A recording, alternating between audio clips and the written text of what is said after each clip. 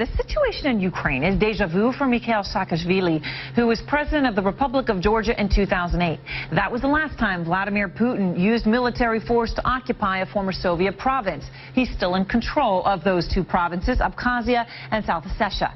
That war lasted 5 days. Nearly 300 died. The result of that invasion is, well, Russia's still in control. Troops are still there in those two provinces of Georgia. Out front tonight, President Saakashvili, he is in Kiev. He has been working with opposition leaders there. And great to see you, Mr. President. We appreciate your taking the time. Again, it's good to talk to you. You know Vladimir Putin. Nice to be back on your show. Thank you, sir. You know Vladimir Putin so well. He denies issuing an ultimatum to Ukraine. How far is he willing to push this? You heard Ben Wiedemann say not a shot has been fired. You told me on Friday you thought this could be a hot war. Well, I just had a long conversation with the head of Ukraine's security service, Valentina Livaychenko, and he indeed confirmed that there were multiple ultimatums coming from Russia, and he confirmed that Russians are preparing for some kind of attack on Ukrainian Navy that is surrounded in Crimea. And certainly the longer it lasts, the bigger it will get. Back in 2008, it's true that hundreds of people, some people would argue from both sides, when you also see Russian casualties, thousands of people were killed as a result of Putin's adventure in the invasion of my country. 500,000 of Georgians have become IDPs, Georgians of all origins, and we see all the same risk in Crimea. We have Crimean Tatars that don't want to live with Russian occupation. We have those people in Crimea who don't agree with Russian presence there, and certainly Vladimir Putin has blueprint for these people, and he applied it in Georgia. Ethnic cleansing, occupation, and annexation of these territories, if he is allowed to get away with that. And ethnic cleansing is obviously a very serious word. Do you mean it in all of what that word might mean? Well, I mean, in Georgia, they did apply it. There are several waves of ethnic cleansing. Basically, the places they occupy in Georgia, one place, South Ossetia, is almost totally emptied of population. The other one has only 20% of pre-war population. So they cleansed like 500,000 people for a country of less than 5 million. It's a huge burden. And certainly the problem is in Crimea is that they have a big number of Crimean Tatars, the indigenous population that are totally pro-Ukrainian government, that don't want to live with Russian occupation.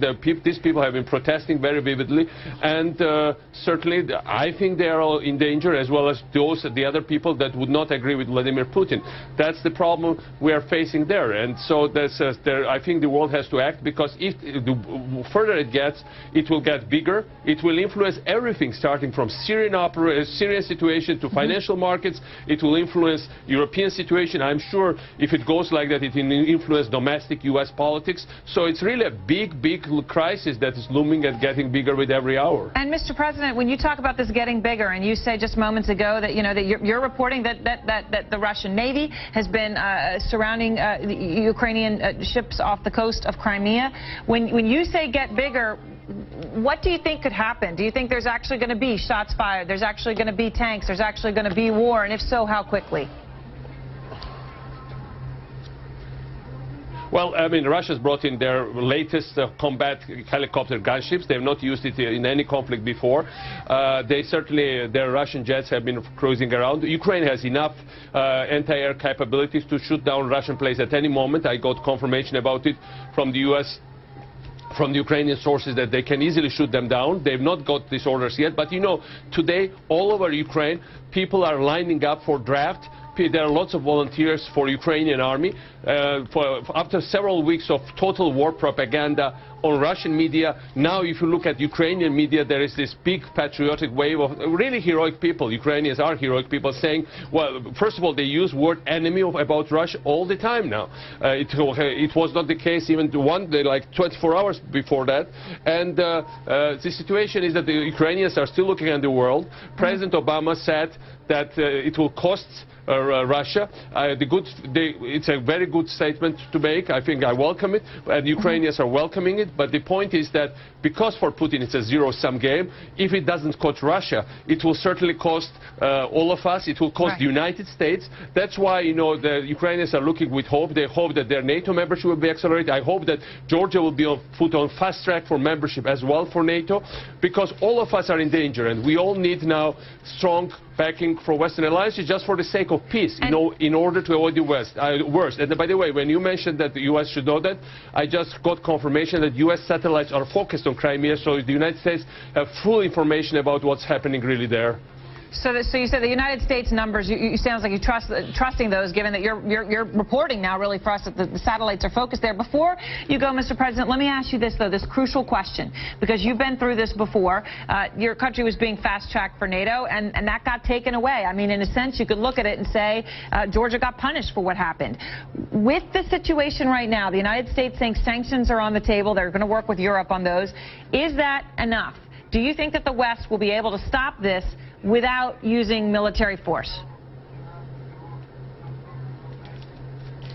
Well, I mean, there are many other things they can apply. As I mentioned, there should be fast-track procedure for the EU and NATO membership of Georgia and Ukraine. But also there are a number of other instruments that can be used. You know, last time I was in Miami, it was full of, kids of Russian government members and Russian oligarchs. They all work very closely with Putin. They have houses in Florida. If the United States no longer gives them visas to go there, or you don't need to send even tanks. You can send fiscal agents to the U.S. banks. And there are a number of other measures that the U.S. can apply at this stage to send very strong signal. You know, people are defecting for Putin, would defect from Putin if they see that, their bank accounts are closed, they can no longer go freely to the West. And, Russian, it's not North Korea, and it's not some other, pariah state. Russians want to be part of the international community, but they also don't want to pay costs for all these kind of adventures. And you cannot have both. You cannot go shopping to Western capitals and at the same time rampage with your troops from a big European country. Those two are not compatible, and I think they should be clearly demonstrated by the United States, and it's doable. It's perfectly doable, but with everyday delay.